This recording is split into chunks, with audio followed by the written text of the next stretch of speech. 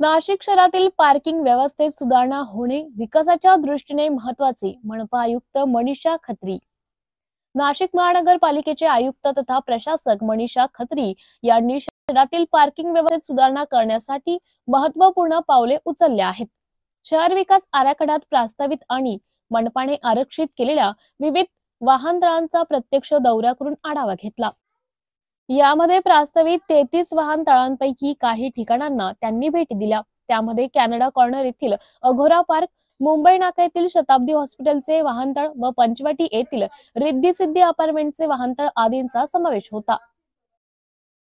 या वाहनतळांचा विकास खासगी विकासांद्वारे करण्यात आला आहे. या जागांच्या वाहनतळांच्या प्रत्यक्ष स्थितीची त्यांनी पाहणी केली. याशिवाय महाकवी कालिदास कला मंदिरासमोरील वाहनतळ, महात्मा फुले कला दालन, शालिमार परिसर, गाडगे महाराज पुतळा जवळील प्रास्ताविक वाहनतळ, रामकुंड परिसर, सीतागुफा परिसर, city centre mall, Gangapur road येथील वाहनतळ आदी जागेंची त्यांनी पाहणी केली. आयुक्त खत्री यांनी आगामी सिंहस्थ महापर्व आणि शहरात वाढत चाललेल्या पार्किंग समस्यांच्या अनुषंगाने विविध उपाययोजनांचा आढावा घेतला. त्यांनी अधिकाऱ्यांना अनधिकृत पार्किंगला पर्याय आणि वाहतूक कोंडी सोडवण्यासाठी परिपूर्ण आराखडा तयार करण्याच्या सूचना दिल्या. या पाहणी दौऱ्यादरम्यान अतिरिक्त आयुक्त प्रदीप चौधरी, शहर अभियंता संजय अग्रवाल, ट्रॅफिक सेलचे उपअभियंता रवी बागुल आणि इतर अधिकारी उपस्थित होते.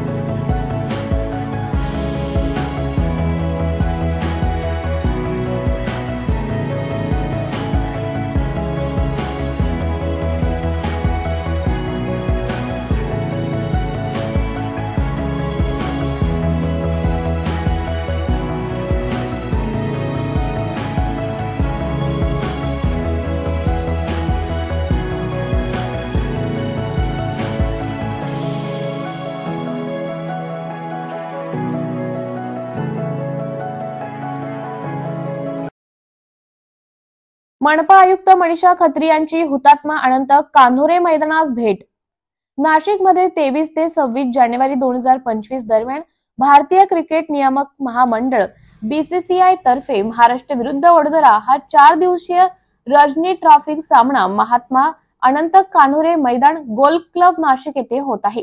या सामन्याच्या तयारीसाठी कामाचा शुभारंभ नाशिक मनपा आयुक्त मनीषा खत्री यांच्या शुभ हस्ते करण्यात आला. या प्रसंगी आयुक्तांनी सामन्याची खेळपट्टी, पेव्हिलियन हॉल, दोन्ही संघाच्या ड्रेसिंग रूम्स व मैदानातील इतर सोयी सुविधांची पाहणी करून समाधान व्यक्त केले आणि सामन्यासाठी नाशिक मनपाचे संपूर्ण सहकार्य मिळेल याची ग्वाही दिली. हुतात्मा अनंत कान्होरे मैदान गोल्फ क्लब नाशिक येथे एकूण 2 दशकांच्या खंडानंतर डिसेंबर 2005 च्या महाराष्ट्र विरुद्ध तमिळनाडू आयोजित सामन्यापासून डिसेंबर 2018 पर्यंत नाशिक जिल्हा क्रिकेट असोसिएशनने एकूण 10 सामन्यांच्या नियोजनाचा धडाका लावला होता. या दरम्यान अलीकडच्या काळात अनेक दिग्गज खेळाडू नाशिकला आपल्या कौशल्याची, उच्च दर्जाच्या खेळाची चुणूक दाखवून गेलेत. रोहित शर्मा असो वा मुरली विजय या दोघांनीही भारतीय संघातील समावेशाची खुशखबर हुतात्मा अनंत कान्होरे मैदानावरील सामना खेळत असतानाच मिळाली.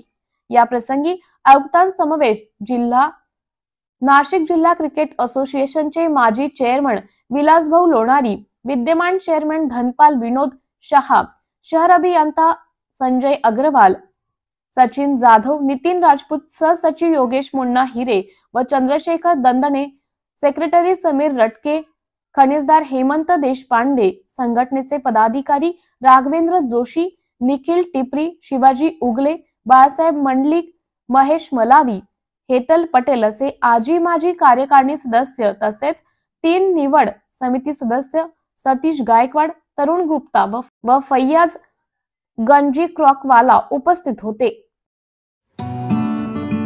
BBS न्यूज या राज्यस्तरावरील 24 तास चॅनलसाठी खालील पदावर काम करणाऱ्या उत्साही, अनुभवी आणि शिकाऊ व्यक्तींची आवश्यकता आहे। तसेच राज्यात सर्वत्र जिल्हावार प्रतिनिधी, कॅमेरामन, मार्केटिंग एक्झिक्युटिव्ह नेमणे आहे।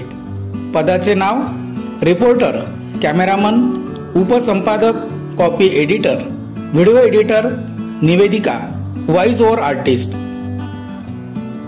त्वरित खालील नंबरवर संपर्क करा।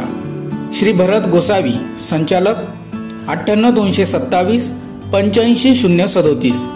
श्री सतीश रुपवते, संचालक 83 297 62 302। श्री बंटी आढाव, संचालक 89 561 99 139। कल्याण डोंबिवली महानगरपालिकेच्या हाकेच्या अंतरावर असलेल्या सनराइज गॅलेक्सी इमारतीत पिण्याच्या पाण्याचा गंभीर प्रश्न। कल्याण डोंबिवली महानगरपालिकेच्या भोंगळ कारभारामुळे सनराइज गॅलेक्सी इमारतीतील रहिवाशांना मोठ्या समस्यांना तोंड द्यावे लागत आहे। पिण्याच्या पाण्याच्या नळातून स्वच्छतेचे पाणी येत असल्याने इमारतीतील अनेक नागरिक आजारी पडले असून त्यातील लहान मुलंही समाविष्ट आहेत। कल्याणमधील सनराइज गॅलेक्सी इमारती, जी कल्याण डोंबिवली महानगरपालिकेच्या मुख्यालयाच्या अगदी जवळ असलेली एक इमारत आहे, जिथे 60 ते 70 कुटुंबे राहत आहेत। गेल्या 8 दिवसांपूर्वी या इमारतीची पाणी पुरवठा करणारी पाण्याची लाईन फुटल्याने इमारतीच्या पिण्याच्या नळातून अस्वच्छतेचे पाणी येत आहे। या पाण्यामुळे रहिवाशांमध्ये विविध आजार पसरले आहेत। काही जणांनी रुग्णालयात उपचार घेतले आहेत। गेल्या 8 दिवसापासून या इमारतीतील रहिवाशांनी अनेक तक्रारी महानगरपालिकेकडे गेल्या आहेत, मात्र याबाबत संबंधित अधिकारी व पालिका कर्मचारी दुर्लक्ष करत असल्याने या इमारतीतील रहिवाशांना धुणे भांडी करण्यासाठी टँकरचे पाणी विकत घेणे लागत आहे आणि पिण्यासाठी पाणी देखील दररोज 300 ते 400 रुपये खर्च करून आणावे लागत आहे। यात खर्चात मोठा ताण आला आहे। याचं कारण म्हणजे रुग्णालयात लागणारा खर्च आणि पाणी विकत घेण्याचा खर्च वाढला आहे। यामुळे मध्यम वर्गीय या कुटुंबाला आर्थिक मोठा फटका बसत आहे। यामुळे स्थानिक रहिवाशांनी पालिका कर घेणे, पाण्याचे बिल प्रत्येक महिन्याला घेणे, मग योग्य सेवा का दिली जात नाही असा प्रश्न उपस्थित करत पालिकेच्या या भोंगळ कारभारामुळे नागरिक संतप्त होत पालिकेने त्वरित समस्या न सोडवली तर उग्र आंदोलन करण्याचा इशारा दिला आहे। मेरा नाम राधा अरविंद सिंह है। हम लोग सनराइज गैलेक्सी बी विंग में रहते हैं और आज 6 दिन से हमारे यहाँ जो पानी आ रहा है, वॉशरूम का पानी आ रहा है और धीरे धीरे करके अब तो पानी भी नहीं है हमारी बिल्डिंग में और 6 दिन से परेशान हो रहे। कोई म्यूनसिपैलिटी वाला आता नहीं, ध्यान नहीं देता इस चीज पे। हम लोग बहुत परेशान, आधे से ज्यादा लोग एडमिट है और आधे से ज्यादा लोगों को घर में तकलीफ है पेट में। पानी का परेशानी कब खत्म होगा पता नहीं है। हम लोग ने 2 बार शिकायत की थी, लेटर भी हमारे पास रेडी है, मगर फिर भी लोग आए नहीं है अभी तक देखने के लिए। बोलते साफ है साफ है। अब कितना दिखाने का, पानी हम लोग रोज लेके जाके म्यूनसिपैलिटी में दिखाते, मगर अभी तक एक्शन नहीं लिया उस चीज पे। मैं बिंदु ठक्कर बोल रही हूँ, सनराइज गैलेक्सी में रहती हूँ। हमारा ये बिल्डिंग में कम से कम 65 जन रह रहे हैं, छोटे बच्चे और बड़े सब मिलके, लेकिन हमको एक बूंद पानी मिल नहीं रहा है और संडास का पानी सब पिया तो सब बीमार पड़ गए, एडमिट हो गए, मरने की पाली आ गई है। कुछ तो भी उसका सोल्यूशन निकालो। कितनी बार कंप्लेंट किया, 2-4 बार पानी का बोतल भी देख के आया है उधर। कुछ तुम लोग डिसीजन लेते नहीं हो। हम कहाँ से लाने का पैसा? रोज का एक घर में 500-500 रुपए का पीने का पानी आ रहा है। हमारा इतना कैपेसिटी होना मांगता है ना, रोज का इतना महंगा पानी लाके खाने को पीने को। तुम लोग क्या हमारे पास क्या नल पट्टी लेते नहीं क्या पानी का? सब बाजू से हमको मारते हैं ना आप लोग। पानी का जरा पानी का पैसा नहीं, पानी का नल काट देंगे। लाइट का बिल नहीं भरेगा तो लाइट काट देंगे। ये क्या बात हुई? हम क्या पागल है क्या? तुम जैसे नचाएंगे हम नाचते रहेंगे और जिंदा नहीं रहने देने का हमको। रोड पे जल्दी एक्शन करो इसमें। हमारे बच्चे सब बीमार है घर में। 62 साल की हूँ, इतनी अकेली रहती हूँ। मेरा कौन है घर में? कोई नहीं है काम करने वाला, मैं अकेली करने वाली हूँ। लेकिन मैं बीमार पड़ी हूँ अभी। मैं कमाने वाला भी नहीं है कोई भी। इतना बीपी का बीमारी है मेरे को, इतना बीपी है, फिर भी मैं काम कर रही हूँ। फिर भी अब ये बीमार पड़ रही हूँ मैं, कैसे कौन करेगा मेरा ध्यान? कुछ हो जाएगा तो मेरे जान को धोखा है। ये मेरे को भर के देंगी मेरी जान? नहीं देंगे ना। रास्ते का काम भी इतना ये मेरे को ये पानी की दिक्कत है। हमारे रोड देखो, रोड बना रहे नहीं है। रोड कितने दिन से पड़ा है? 5 से 10 साल से रोड पड़ा है। थोड़ा ही तो आधा रोड बना के का आ रहा है, पी के सब बीमार हो रहे हैं। मेरा हस्बैंड खुद बीमार है और ये पानी देखो, पानी की हालत देखो। 10 मिनट का रास्ता है म्यूनसिपालिटी का, वो लोग आके देखे जा रहे, बोले अच्छा आ रहा है पानी, ये पानी अच्छा आ रहा है। ये बच्चे लोग बीमार हो गए तो डायरेक्ट हॉस्पिटल में एडमिट होएंगे ना, आईसीयू में जाएंगे। इसका जवाबदारी और इसका कौन लेगा, कौन बोलेगा इसका? दवाखाना का बिल कौन भरेगा? बताओ ना हमको। माझं नाव नैना आडके. आम्ही या सनराईज गॅलेक्सी मध्ये आम्ही 60-65 कुटुंब राहतोय. तर म्युन्सिपालिटीचं ऑफिस इतकं जवळ आहे. आम्ही 8 दिवसापासून कंप्लेंट करतोय. ते लोक येतात, नुसते बोलतात काही नाही, बरोबर आहे पाणी, आणि निघून जातात. इतक्या जवळच्या जवळ ते काम करू शकत नाही. अख्ख्या कल्याणमध्ये कसे कामं करणारे म्युन्सिपालिटीचे लोक. आणि या बिल्डिंगमध्ये सगळेजण आजारी आहे. प्रत्येकाची परिस्थिती एवढी नाहीये का ऍडमिट केलं ते दवाखान्याचे बिल भरा का काही. प्रत्येकाला प्रॉब्लेम आहे. रोजचं 300-400 रुपयाचं पाणी प्यायचं लागतंय आम्हाला. त्याच्यामुळे काय करायचं ते लवकरात लवकर म्युन्सिपालिटीने या बिल्डिंगचा विचार करावा आणि आमची मागणी पूर्ण करावी.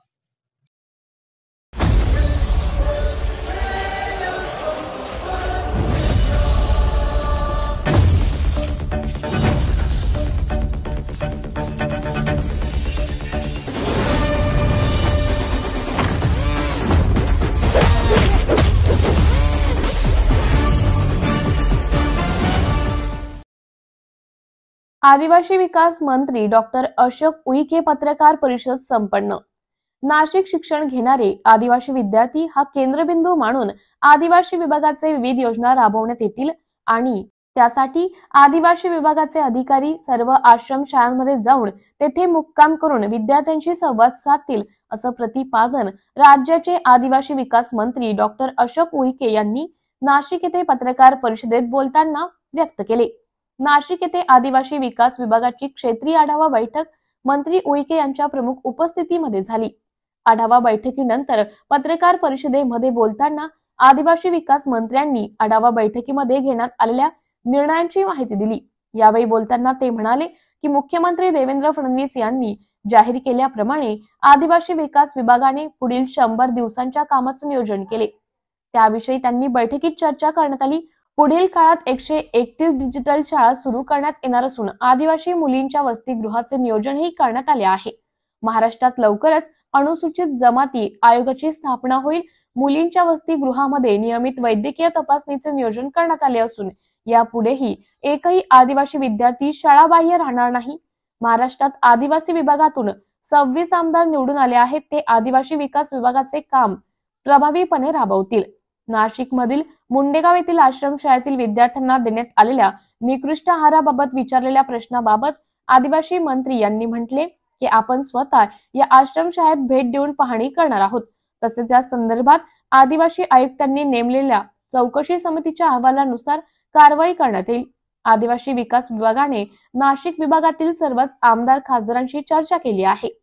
आदिवासी विद्यार्थ्यांच्या समस्या जाणून घेण्यासाठी आपण आज आदिवासी विद्यार्थी आणि विद्यार्थी संघटनांशी चर्चा केली. तसेच भविष्यात विद्यार्थ्यांचे आंदोलने आणि संघर्ष होणार नाही याविषयी आदिवासी विभाग दक्षता घेईल असे देखील म्हटले. पत्रकार परिषदेला जिल्ह्यातील आदिवासी मंत्री नरहरी झिरवाळ हे देखील उपस्थित होते. घेतला त्यांच्या समस्या ऐकून घेतल्या. भविष्यामध्ये तुम्ही आमच्याशी संपर्क करा. माझा क्रमांक दिला मंत्री आदिवासी विकास विभागाला तुम्ही व्हॉट्सअपला टाका, आम्ही तत्काळ कारवाई करतो. त्यामुळे आमच्या सर्व विद्यार्थ्यांना विश्वास देणारा विश्वास संपादन करण्याचा संकल्प केला. भविष्यात याच्यानंतर आंदोलन होणार नाही याची तक्रार काळजी आदिवासी विभाग घेणार. मंत्री पारदर्शकता दाखवत आहे. लोकांमध्ये जाण्याच्या विद्यार्थी आणि विद्यार्थी संघटनेला सुद्धा बोलावलं होतं. त्यांच्यासोबत चहा पाणी नाश्ता घेतला. त्यांच्या समस्या ऐकून घेतल्या. भविष्यामध्ये तुम्ही आमच्याशी संपर्क करा. माझा क्रमांक दिला मंत्री आदिवासी विकास विभागाला तुम्ही व्हॉट्सअपला टाका, आम्ही तत्काळ कारवाई करतो. त्यामुळे आमच्या सर्व विद्यार्थ्यांना विश्वास देणारा विश्वास संपादन करण्याचा संकल्प केला. भविष्यात याच्यानंतर आंदोलन होणार नाही याची तक्रार काळजी आदिवासी विभाग घेणार. मंत्री पारदर्शकता दाखवत आहे. लोकांमध्ये जाण्याच्या विद्यार्थी आणि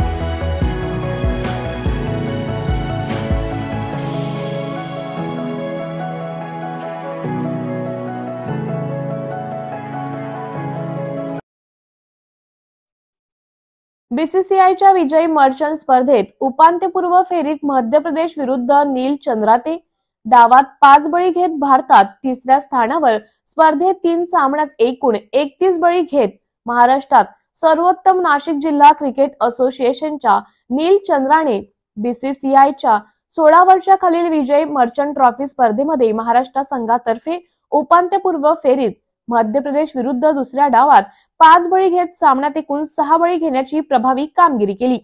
मध्य प्रदेश विरुद्ध दुसऱ्या डावात एकूण 361 धावांमध्ये नीलने आपल्या भेदक डावखुऱ्या फिरकी गोलंदाजीने 26-1, 80-5 अशी षटकामागे केवळ 3.08 धावा घेत उत्कृष्ट कामगिरी केली.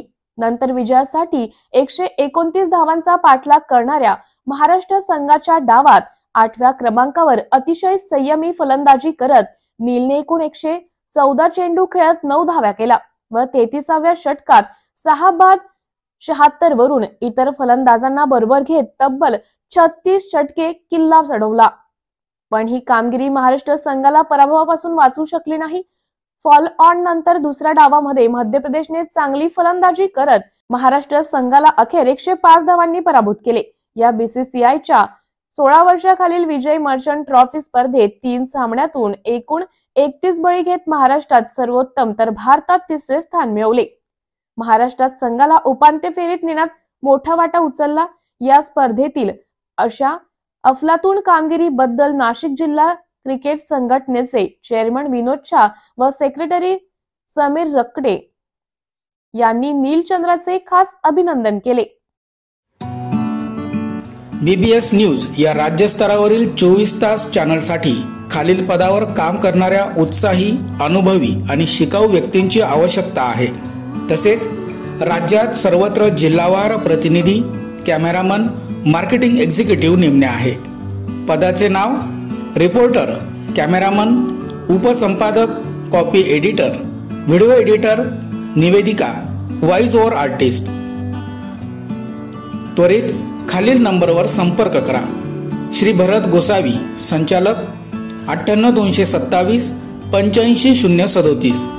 श्री सतीश रुपवते, संचालक, 83 297 62 302.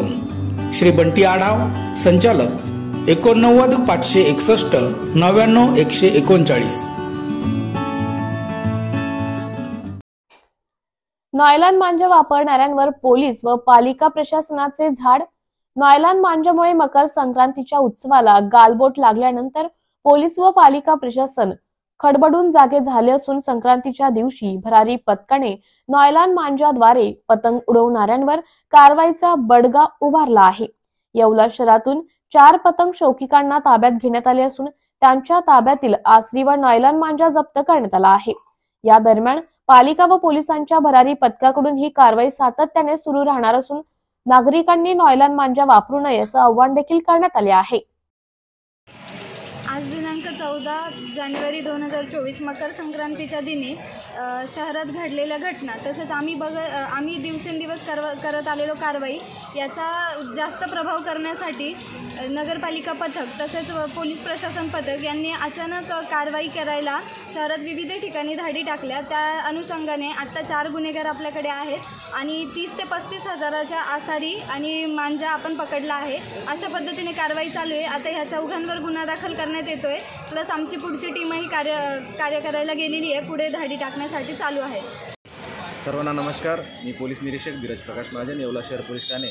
आपल्या सर्वांना माहिती आहे की मकर संक्रांत आणि पतंगोत्सव जोरात साजरा करण्यात येत आहे. आतापर्यंत आपण नायलॉन मांजाच्या विरोधात धडक कारवाई पण केली आहे. पण आज आपण नगरपालिका आणि पोलीस प्रशासनाचं एक संयुक्त पथक स्थापन करून जे लोक नायलॉन मांजाचा वापर करून पतंग उडवत आहेत त्यांच्यावर भरारी पथकद्वारे धाड टाकून कारवाई करत आहोत. आज आपण 4 लोकांना त्यांच्या आसारीसह इथं कारवाईसाठी आणलेलं आहे आणि त्यांच्यावर नगरपालिका प्रशासनातर्फे पुढील कारवाई करण्यात येत आहे.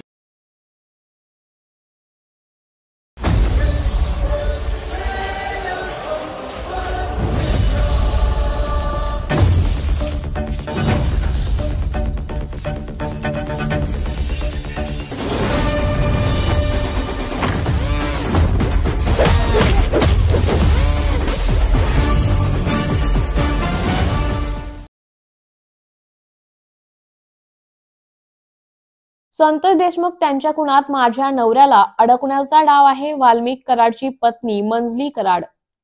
माझ्या नवऱ्यावर चुकीचे गुन्हे दाखल केले तर आम्ही रस्त्यावर उतरू. आम्हाला मुख्यमंत्री यांच्याकडून अपेक्षा आहे.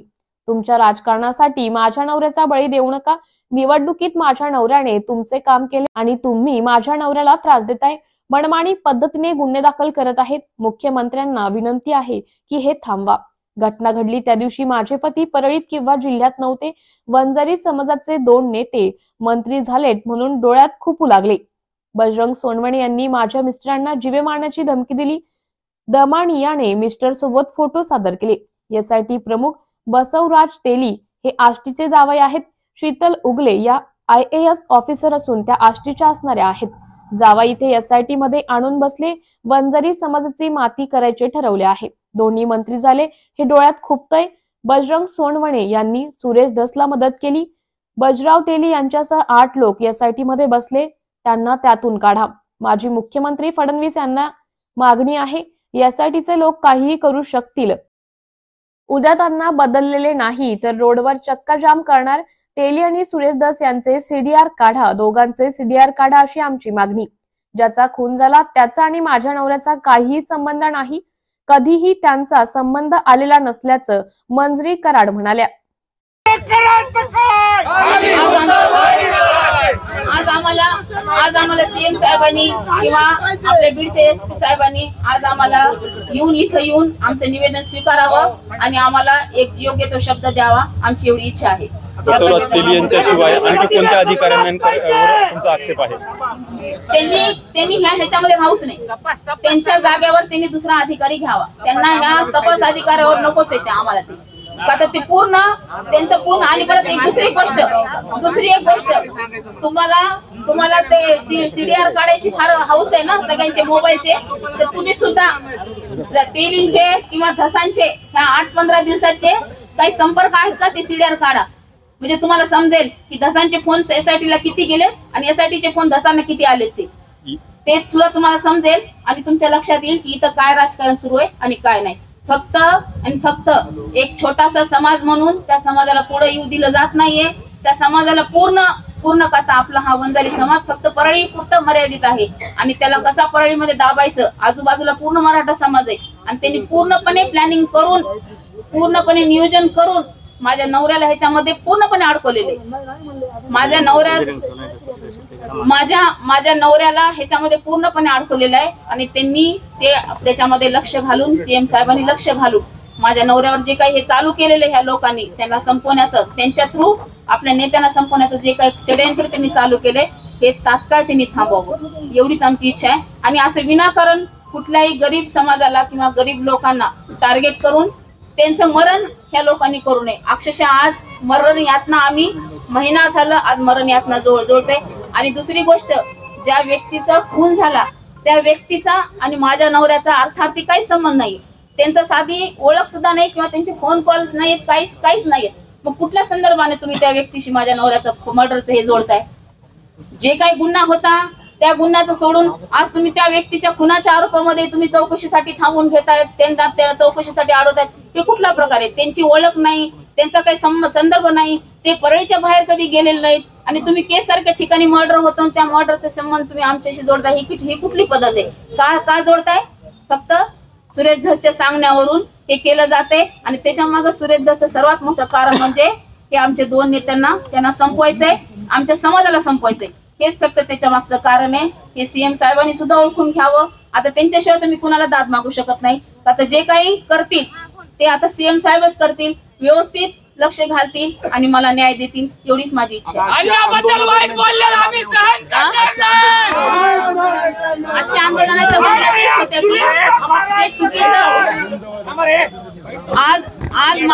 आज माझ्या मिस्टरांना जमानत मिळाली असती, आज माझ्या मिस्टरांना MCR मिळून आज जमानत झाली असती. आज त्यांच्यावर खंडणीच्या गुन्ह्यावर त्यांना आज जमानत भेटली असती किंवा MCR भेटला असता आणि त्याच्यातून आमची जमानत झाली असती. तर आज आम्हाला 302 मध्ये चौकशी करायची. 302चा आमचा काही संबंधच नाही ना. आम्ही 302 मध्ये नाहीच आहेत ना. मग आता चौकशी करायची म्हणून तुम्ही थांबून धरता म्हणजे कोणाच्या सांगण्यावर थांबून धरता? नाहीच आहे ना. मग SIT म्हणते ना आम्हाला 302 ची चौकशी करायची, मग तुम्ही 15 दिवस का केली नाही चौकशी? 15 दिवस केली का चौकशी तुम्ही SIT ची आपलं 302 ची? तुम्हाला आधी चान्स होता ना 15 दिवस चौकशी, त्यावेळेला तुम्ही काहीच केलं नाही. आम्ही 302 मध्ये नाहीच आहेत ना. मग आता काहीतरी एखाद्याच्या सांगण्यावरून जर तुम्ही अधिकारी लोक असून सुद्धा जर एखाद्याच्या सांगण्यावरून जर आम्हाला तुम्हाला थांबवायचं आणि चौकशी करायची म्हणजे अजून परत जर माझ्या नवऱ्याला हे करून जर तुम्ही त्या चौकशीमध्ये त्याचे वाडे वेडे वाकडे जर फाटे फोडून जर माझ्या नवऱ्याला अडकवण्याचा प्रयत्न केला त्याच्यामध्ये 302 मध्ये, तर आम्ही पूर्ण रोडवर थांबल्याशिवाय राहणार नाही. या संदर्भामध्ये तुम्ही मुख्यमंत्र्यांना फोनवर काय बोललात का किंवा गृहमंत्र्यांसोबत काय बोलणं झालं, इतर कोणत्या नेत्यांसोबत काय बोलणं झालं? नाही, आमचं दुसऱ्या कुठल्या नेत्यासोबत बोलणं झालेलं नाही. पण आता अशी इच्छा आहे की आमचं मागणं आम्ही आमच्या नेत्याकडे मागणार आहोत. आमच्या नेत्यालाच आम्ही आमची दाद मागणार आहोत. CM साहेबांनी ह्याच्यामध्ये लक्ष घालावं, त्याच्याशिवाय काय नाही. का तर शेवटी सगळेजण महायुतीचेच आहेत आणि आम्ही त्यांचंच काम केलेलं आहे. आता त्यांच्याशिवाय आम्हाला पुन्हा पर्यायच नाही. त्यांच्याशिवाय आम्ही त्यांच्याकडे मागणं मागणार. तर माझं एवढंच मागणं आहे की आम्ही पूर्ण दाद ही CM साहेबांनाच मागणार की ह्याच्यामध्ये माझ्या नवऱ्याला विनाकारण अडकवू नका. तुमचं राजकारण जे काय करायचंय ते तुमचं तुम्ही तिकडं करा. आम्हाला त्या राजकारण काही घेणं देणं नाही किंवा काय नाही. माझा नवरा हा प्रामाणिकपणे तुमच्या युतीमध्ये असल्यामुळे सगळ्यांचं त्यांनी प्रामाणिकपणे काम केलेलं आहे. आता तुमच्या राजकारणासाठी तुम्ही माझ्या नवऱ्याचं बळी ह्याच्यामध्ये घेऊ नका. तुम्हाला काय करायचंय ते राजकारण तुम्ही तुमचं तिकडे मुंबईमध्ये बसून करा, नाही तर तिकडे त्या केसमध्ये बसून करा. पण माझ्या नवऱ्याचा ह्याच्याशी काही संबंध नाहीये. त्यानं फक्त प्रामाणिकपणे तुमच्या पक्षाचं काम केलेले, तुमचे माणसं बहुमतानं निवडून आलेले आणि त्याचं फळ म्हणून आज आम्हाला आम्ही छोटा समाज असल्यामुळे आज आम्हाला सरकारनं 2 मंत्री सुद्धा दिलेले आणि त्याचं जळवणूक होणे, त्याचा तुम्हाला त्रास होत असल्यामुळे तुम्ही जर एखाद्या सामान्य लोकाला जर तुम्ही त्रास देत असाल तर ही फार चुकीची गोष्ट आहे. हे बरोबर नाही. हे तळतळाट तुम्हाला राहायला लागल्याशिवाय राहणार नाही. तुम्ही दुसऱ्याला म्हणता का माती करतो म्हणून, पण तुमची सुद्धा माती झाल्याशिवाय राहणार नाही. तुम्हाला जे काही तपास करायचे ते तुम्ही तपास करा. तुमची माती तेच की तुमची माती झाली, तुम्हाला काही सापडतच नव्हतं म्हणून तुम्ही तुमचे पाहुणे नातलग आणून बसवले आणि तुम्ही त्यांच्या लगाम स्वतःच्या हातामध्ये घेतल्या जाता आणि स्वतःच्या ह्याच्याप्रमाणे तुमची मनमानी चालू आहे. हे गुन्हे दाखल कर, त्याच्यात ते गुन्हे दाखल कर, कुठून नाही कुठून धागा दोरा जुळायचा. माझा नवरा आज हा सगळ्या समाजाचं काम करत होता आणि ह्याला फोन केला आणि त्याला फोन केला आणि ह्याचा संबंध आहे. अरे तुमचे 100 लोकांना फोन असतात ना, ते काय सांगून करून कुठले गुन्हे येतात? स्वप्न पडलेलं असतं का हा व्यक्ती गुन्हा करेल तो व्यक्ती गुन्हा करेल म्हणून? आज तो कुणाचाही कोणी आज इथं एवढे लोक बसलेले ते प्रत्येकाने सांगावं की अण्णांनी कोणी त्यांच्याकडे प्रश्न घेऊन आलेत आणि अण्णांनी त्यांचं काम केलेलं नाही. आज एक लोकांचे फोनवर असतील किंवा प्रत्यक्ष स्वरूपामध्ये असेल त्यांनी काम केलेले आणि त्याचा संदर्भ जर जोडून तुम्ही म्हणत असाल की तुम्ही गुन्हेगाराशी तुमचा संबंध आहे आणि तुम्ही ते गुन्हेगाराचे मास्टर माइंड आहेत, ही किती चुकीचं आहे. हे कोण सांगते तुम्हाला? तुम्ही बाहेर बसून राजकारण करताय, मोठ्या अधिकाऱ्याला म्हणायला लावताय आणि आम्हाला गुंतवताय त्याच्यामध्ये. हे फार चुकीचं आहे. हे थांबायला पाहिजे. हे माझं CM साहेबाला कळकळीचं विनंती की हे थांबवा. हे तुमच्या पक्षाचंच आहे, तुमचेच लोक आहेत हे सगळे आणि तुमच्याच सगळ्या लोकांचं हे राजकारण सुरू आहे. तर माझी कळकळीची विनंती आहे CM साहेबाला की माझ्या नवऱ्यानं प्रामाणिकपणे तुमच्या पक्षाचं काम केलेलं होतं आणि तुम्हीच ह्या ह्याच्यातून माझ्या नवऱ्याला बाहेर काढू शकता.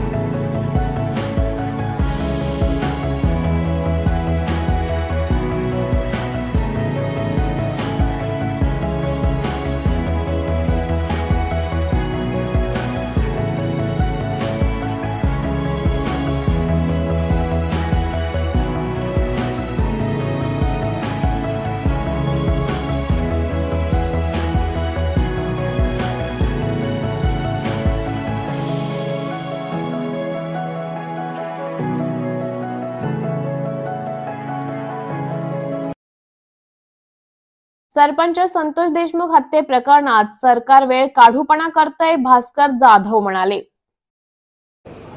मी एखादी गोष्ट बोललो, एखादं स्टेटमेंट केलं, एखादं भाष्य केलं तर केलं असेल तर ते भाष्य मी कधी मागे घेत नाही, मी त्याच्यावर कधी खुलासा करत नाही. दुसरी गोष्ट, जे भाष्य मी कधी केलं नाही त्याचाही मी कधी खुलासा करून मी नामांतरित होण्याचा प्रयत्न करत नाही. मला आश्चर्य वाटते, काल आमचा एक खाजगी प्रमुख पदाधिकाऱ्यांची बैठक झाली आणि त्या बैठकीमध्ये मी जे खाजगी बोललंच पाहिजे, काही चुकीचं नाही. जे चार भिंतीच्या आतमध्ये आपल्या पक्षाबद्दल, आपल्या पक्षाच्या पदाधिकाऱ्यांना किंवा पक्षाला अपेक्षित असलेली काही जबाबदारी आणि अपेक्षित अशा प्रकारचे काही निर्णय होणं अपेक्षित आहे. एक जबाबदार नेता म्हणून मला ते करावंच लागणार आहे. पण मला आश्चर्य वाटतं की खाजगीमध्ये झालेल्या बैठकीचं त्या ठिकाणी क्लिप व्हायरल झाली आणि ही क्लिप मीडियापर्यंत गेली. याचा अर्थ जबाबदार पदाधिकारी जबाबदारीने वागतात का, याचा विचार करण्याची गरज आलेली आहे. आणि म्हणून मी म्हणालो, ती क्लिप व्हायरल करून आपण जबाबदार पदाधिकारी नाहीत हेच काही पदाधिकाऱ्यांनी सिद्ध केले. राऊत सुद्धा म्हणाले होते की निवडणुकी संदर्भातला प्रश्न की महापालिका स्वबळावरती लढवणार असं ते म्हणत आहेत. अरविंद सावंतांनी म्हटलं तर खरं तर लोकसभा विधानसभेला सुद्धा त्याची गरज होती. तुम्ही कसं पाहता या सगळ्याकडे की आता बघा, संजयराव राऊत हे आमचे सिनियर नेते आहेत, अरविंदराव सावंत हे पण सिनियर नेते आहेत. त्यांच्या भाष्यावर मी भाष्य करणार कदापि नाही.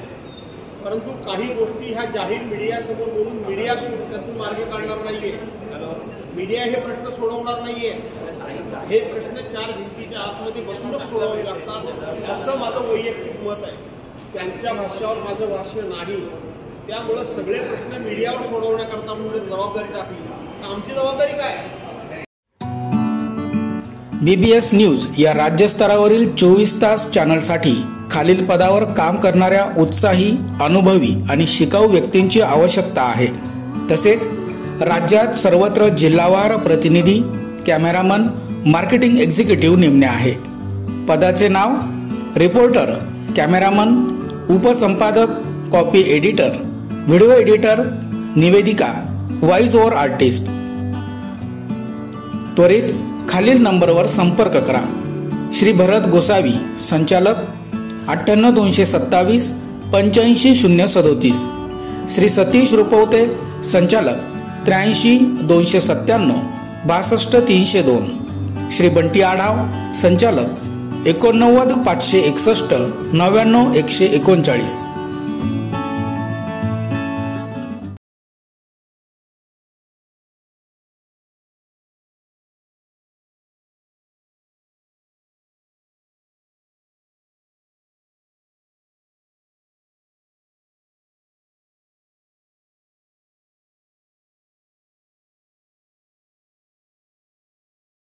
पाण्यासाठी आदिवासी पाड्यातील ग्रामस्थांचे ग्रामपंचायत कार्यालयाबाहेर 36 तास ठिय्या आंदोलन. भिवंडी तालुक्यातील जुनार दुर्गी, टेंभिवली या ग्रामपंचायत हद्दीत रायपाडा, सातवीपाडा, कोदीपाडा, वाघोटेपाडा हे आदिवासी पाडे येत असून सुमारे 600च्या जवळपास लोकसंख्या आहे. या पाड्यांवर पिण्याचे पाणी मिळत नसल्याने येथील ग्रामस्थांनी श्रमजीवी संघटनेच्या नेतृत्वात सोमवारी सकाळपासून ग्रामपंचायत कार्यालयासमोर ठिय्या आंदोलन सुरू केले आहे. ग्रामस्थांना स्वच्छ व मुबलक पिण्याचे पाणी मिळावे, पाड्यांवर रस्ते व दिवाबत्ती करण्यात यावी अशा माफक मागण्या या आदिवासी वस्तीतील नागरिकांच्या आहेत. या आंदोलनास 36 तास उलटून गेले. त्यानंतर या आंदोलनाची दखल कोणीही घेतली नसल्याने आंदोलकांनी पाणी समस्येची सोडवणूक होत नाही तोपर्यंत आंदोलन सुरूच राहणार असा निर्धार व्यक्त केला आहे. पाण्याचा त्रास आहे. जुनांदुर्की, शिवाजीनगर ही ग्रामपंचायत 4 पाडे आहेत. 4 पाड्यांमध्ये अजून पण पाण्याचा प्रश्न सुटलेला नाही. 8 महिन्या अगोदर आम्ही मोर्चा काढला होता. पाणी देणार बोलले आणि दिलंच नाही. त्याच्यानंतर आम्ही रोज येऊन इथे बोलायचो, तरी पण आज देऊ उद्या देऊ असं हे बोलायचे. घरपट्टीचा विषय आहे, घराखालील जागेचा विषय आहे, रस्त्यांचा विषय, हा नेहमी आम्हाला उद्या या परवा या असंच चाललेलं असतं. याच्यासाठी आम्ही आज आंदोलन करत आहोत. रात्रीचे 2-2 वाजा 1-1 वाजायला पाणी भरायला आम्हाला बावडीचे जायला लागतं. मग तरी पाणी भेटत नाही. रिकामा हांड घेऊन रात्री चालू का परत उठल्या झोपल्या का परत जायचं पाण्याला. लाईनीला लागतात, तिथं हांड ठेवतात, परत जातात, परत पाणी घेऊन येतात. एक बाईनी भरला का दुसरा भरतं, तिने भरला का तिसरा भरतं. असा करून आमचं रातच जडतं ते पाण्याबद्दल. तरी पाणी नाही ते बावी.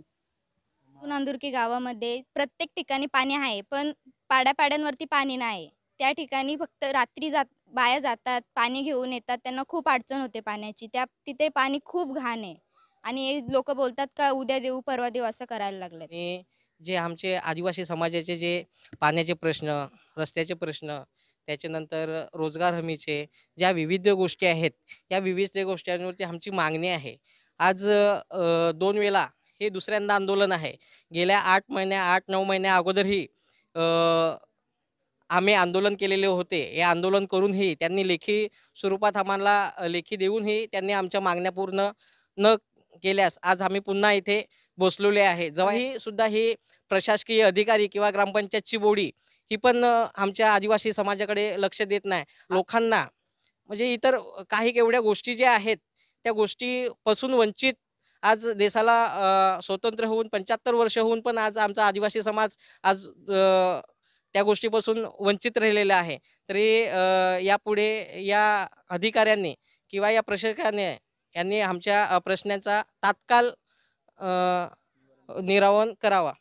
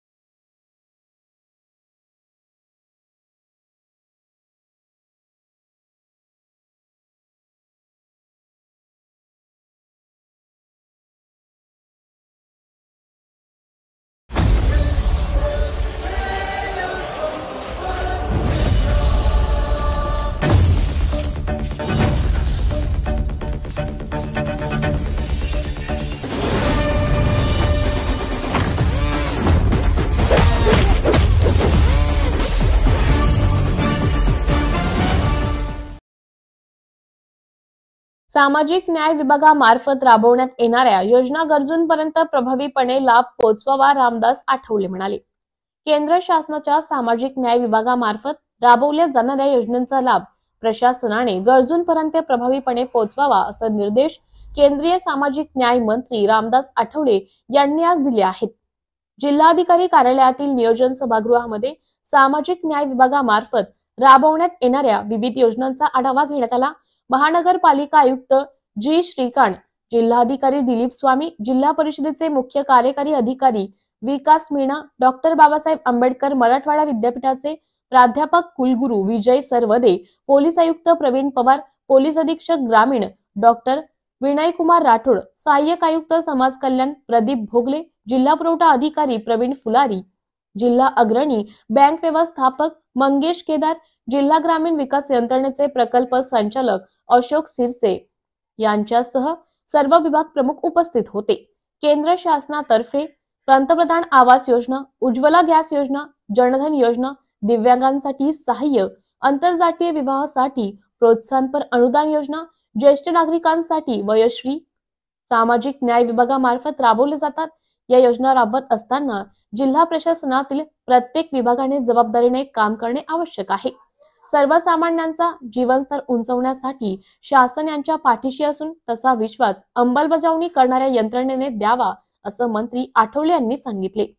बैठकीत माहिती देण्यात आली की ग्रामीण भागात रमाई आवास योजना व पंतप्रधान आवास योजना अंतर्गत जिल्ह्याला दिलेली उद्दिष्टांपैकी 80% उद्दिष्ट पूर्ण झाल्याची माहिती जिल्हा ग्रामीण विकास यंत्रणेचे प्रकल्प संचालक अशोक सिरसे यांनी बैठकीत दिली. महानगरपालिका क्षेत्रामध्ये 6136 घरकुलांचे उद्दिष्ट पूर्ण केले असून अजून 30,000 घरकुलांची आवश्यकता असल्याचं मनपा आयुक्त जी श्रीकांत यांनी सांगितले. जिल्ह्यात उज्ज्वला गॅस योजनेअंतर्गत 1,70,115 लाभार्थी असल्याचं जिल्हा पुरवठा अधिकारी प्रवीण फुलारी यांनी सांगितले. तर जनधन योजनेअंतर्गत 15,38,000 लाभार्थ्यांनी बँक खाते उघडले आहेत. तसेच मुद्रा योजनेअंतर्गत बेरोजगारांना तरुणांना रोजगारासाठी सहाय्य उपलब्ध करून देण्यात येत असल्याचं जिल्हा अग्रणी बँक व्यवस्थापक मंगेश केदार यांनी सांगितले. केंद्रीय मंत्री रामदास आठवले यांनी यावेळी जिल्हा परिषद समाज कल्याण विभागाअंतर्गत दिव्यांगांच्या आणि ज्येष्ठांच्या विकासासाठी राबवण्यात येणाऱ्या योजना तसेच वयश्री आणि तीर्थदर्शन योजनेची अंमलबजावणी तसेच पोलीस प्रशासनामार्फत अनुसूचित जातींच्या संदर्भात झालेले गुन्हे व त्यांचे तपास कार्याची याबाबतची माहिती या बैठकीमध्ये सादर करण्यात आली। आंतरजातीय विवाह केलेल्या जोडप्यांना वेळेवर अनुदानाचा लाभ देण्याचे निर्देश यावेळी केंद्रीय मंत्री आठवले यांनी दिले आहेत।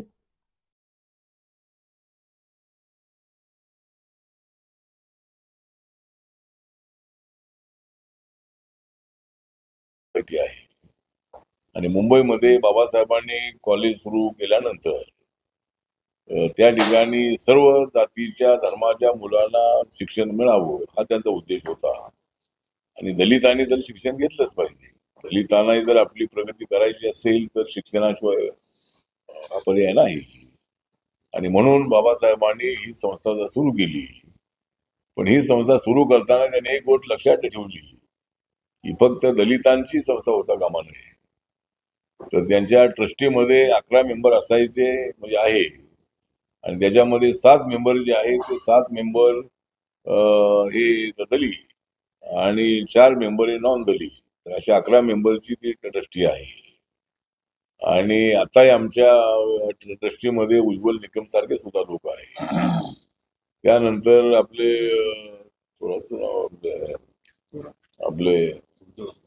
आपले डॉक्टर सुखदेव थोरात जे आहे हे UGCचे चेअरमन राहिलेले आहे आणि ते जवाहरलाल नेहरू युनिव्हर्सिटीमध्ये प्रोफेसर होते। ते मूळ निवासी अमरावतीचे राहणारे आहे। ते या संस्थेचे उपाध्यक्ष आहे। असे अनेक एज्युकेटेड लोक या संस्थेमध्ये आता आहे। तर आमच्या संस्थेमध्ये थोडा वाद सुरू आहे की माननीय आनंदराज आंबेडकर हे आमचे बाबासाहेबांचे नातू आहे आणि त्यांचं म्हणणं आहे की मी हा संस्थेचा चेअरमन आहे। पण चॅरिटी कमिशनर मध्ये ज्या वेळेला चर्चा झाली, बहस झाली, त्याच्यामध्ये 2 वेळेला चॅरिटी कमिशनरने निकाल दिलेला आहे की आठवले त्याचे चेअरमन आहे आणि त्यानंतर मग आनंदराज आंबेडकर कोर्टामध्ये गेले आणि कोर्टाने सगळे पेपर तपासल्यानंतर कोर्टाने सांगितलं की नाही आठवले त्याचे चेअरमन आहे। त्यानंतर हा विषय क्लिअर होत नव्हता म्हणून चंद्रकांत दादा पाटील शिक्षण मंत्री असताना त्यांच्यासोबत त्या बैठका झाल्या आणि त्यांना आम्ही बँकेचे आपल्या चॅरिटी कमिशनरचे 2 वेळचे निकाल, त्यानंतर आनंदराज आंबेडकर कोर्टात गेल्यानंतर ते या संस्थेचे चेअरमन बिलकुल नसल्याचं आणि आठवले यांचे चेअरमन असल्याचं निकाल जो आहे तो हायकोर्टाने दिलेला आहे आणि कायदेशीर आठवलेला चेअरमन होण्यासाठी कसली अडचण नाही अशी परिस्थिती सध्याची आहे आणि त्यामुळं संभाजीनगर मधले जो प्रेमाइसेस आहे जवळजवळ 183 एकर जमीन आपली त्यामध्ये होती आहे आणि आमच्या संस्थेमध्ये 1 लाखापेक्षा जास्त विद्यार्थी आहे। अनेक लोकांना डीम युनिव्हर्सिटीचा दर्जा मिळालेला आहे। तिथे 10-15 हजार 20,000 विद्यार्थी आहे। पण पीपल्स एज्युकेशन सोसायटी जी आहे ती सर्व पीपल्स बाबासाहेबांनी नाव देतानाही असं काही जाती वाचक असं नाव दिलं नाही। पीपल्स एज्युकेशन सोसायटी सर्वांची सोसायटी असं नाव त्याला दिलेलं आहे, People's Education Society PS society. आणि संभाजीनगरमध्ये पॉलिटेक्निक आहे, इंजिनिअरिंग आहे, लॉ आहे, आर्ट्स आहे, सायन्स आहे, कॉमर्स आहे, अनेक फॅकल्टीज या ठिकाणी आहे। तर या गोष्टीची चर्चा करण्यात आली की इथल्या सगळ्या प्रिन्सिपल सगळे आपलेच प्रिन्सिपल आहे। तर त्यांनी SP गायकवाड चेअरमन आहेत असं कोण म्हणतंय, कोण म्हणतंय आनंदराज चेअरमन आहे। तर हे सगळे कायदेशीर निकाल असताना बाबासाहेब आंबेडकरांची संस्था आहे, कायद्यानं चालणारी संस्था आहे, इथं बेकायदेशीर अशा पद्धतीचं कारभार असू नये आणि कोर्टाने निकाल दिलेला आहे, चॅरिटी कमिशनने निकाल दिलेला आहे, मंत्र्याने निकाल दिलेला आहे। त्यामुळं सगळ्या प्रिन्सिपलने आपलं ऐकलं पाहिजे अशा पद्धतीची सूचना आज त्यांना इथं युनिव्हर्सिटीचे अधिकारी आपले युनिव्हर्सिटीचे आपले कुलगुरू आले होते, प्रभारी कुलगुरू आले होते। त्यानंतर मुंबईवरून आमचे PE सोसायटीचे ॲडव्होकेट आणि काय आमचे पदाधिकारी आले होते आणि जिल्हाधिकारी यांच्या उपस्थितीमध्ये चर्चा झालेली आहे। तर बँकांनी सुद्धा त्यांचे जे अकाउंट आहे ते अकाउंट आपल्या सहीने ते अकाउंट असल्याशिवाय त्यांना सहकार्य करू नये. आणि म्हणून आज ही या विषयावरती चर्चा झालेली आहे की या संस्थेचा चेअरमन म्हणून मी आहे. मला कायदेशीर अशा पद्धतीची मान्यता आहे. त्यामुळे इथल्या प्रिन्सिपलनी आपलं ऐकावं. ते प्रिन्सिपल आपलेच आहेत. पूर्वी जरी आनंदराजकडे असले तरी आनंदराज आपलेच आहेत आणि SP गायकवाड सुद्धा आपलेच आहेत. त्यामुळे त्यांच्याबद्दल आमच्या मनात अनादर नाही आहे. पण कायदेशीर निकाल हा माझ्या बाजून असल्यामुळं सगळ्या प्रिन्सिपलनी संभाजीनगरच्या माझं ऐकावं म्हणण्यापेक्षा म्हणजे त्याने आपल्याला चेअरमन स्वीकारावं आणि त्याने आपलं काम करावं अशी आमची अपेक्षा आहे. आणि जर त्यांना हे मान्य नसेल तर मग त्यांना तिथून बदलावं लागेल आणि दुसऱ्याची नेमणूक करावी लागेल. त्यावेळेला आम्हाला बाबासाहेब आंबेडकर मराठवाडा युनिव्हर्सिटीच्या व्हाईस चान्सलरनी रजिस्ट्रारनी आम्हाला पूर्ण सहकार्य केलं पाहिजे. आणि जिल्हाधिकारी जे आहेत ते जिल्ह्याचे प्रमुख असतात आणि त्यांनी सुद्धा या विषयाकडे लक्ष द्यावं आणि हा विषय कायद्याप्रमाणे पुढे जावा अशी आमची एवढीच अपेक्षा आहे. अशा अनेक विषयांवरती आज चर्चा झाली आणि आज नामांतर दिनाच्या निमित्तानं मी प्रत्येक वर्षी मी संभाजीनगरला येतो आणि या ठिकाणी आज येण्याची संधी मिळाली. तर या विषयावरती हा विषय आहे. आणि आता बाकीचं जर आमचं सरकारचं व्हिजन आहे, नरेंद्र मोदी सरकारचं व्हिजन आहे की 2047 पर्यंत देशाला एका उंच अशा पातळीवर आपल्याला घेऊन जायचं आहे. आमची इकॉनॉमी जी 10 नंबरवर होती 14च्या अगोदर ती माननीय मोदी साहेबांच्या काळामध्ये ती 5 नंबरवर आलेली आहे आणि आता या 5 वर्षामध्ये ती 4 किंवा 3 नंबरवर कशी जाईल आणि पुढच्या 5 वर्षामध्ये कशी ती 1 नंबरला येईल असा आमचा प्रयत्न आहे. ग्रामीण विकास हा आमचा मुख्य उद्देश आहे. डेव्हलपमेंट हा आमचा मुख्य अजेंडा आहे आणि जातीपातीचं राजकारण न करणं ही आमची भूमिका आहे. समाजामध्ये ऐक्य निर्माण असलं पाहिजे ही आमची भूमिका आहे. त्यामुळं आम्हाला महाराष्ट्रामध्ये प्रचंड अशा पद्धतीचं यश आम्हाला मिळालेलं आहे. लाडकी बहीण योजना जी आहे त्या लाडकी बहीण योजनेचा अत्यंत चांगला फायदा आम्हाला झालेला आहे आणि आमचं माननीय देवेंद्र फडणवीस यांना दुसऱ्यांदा मुख्यमंत्री बनण्याची संधी मिळालेली आहे आणि आमच्या महायुतीचं अत्यंत चांगलं काम सुरू आहे आणि महाराष्ट्राच्या विकासासाठी नक्कीच देवेंद्र फडणवीस यांचं नेतृत्व हे अत्यंत ऍक्टिव्हली काम करत राहील अशी आम्हाला अपेक्षा आहे. आणि उद्योगामध्ये सुद्धा आम्हाला पुढे जायचं आहे. माझं तरुणांना आव्हान आहे की सरकारच्या MSME योजना आहे, खादी ग्रामोद्योगच्या योजना आहे, NSFDC माझ्या मंत्रालयाची योजना आहे, महात्मा फुले कॉर्पोरेशन आहे, NSFDC आहे, अण्णाभाऊ विकास महामंडळ आहे, लिडकॉम आहे.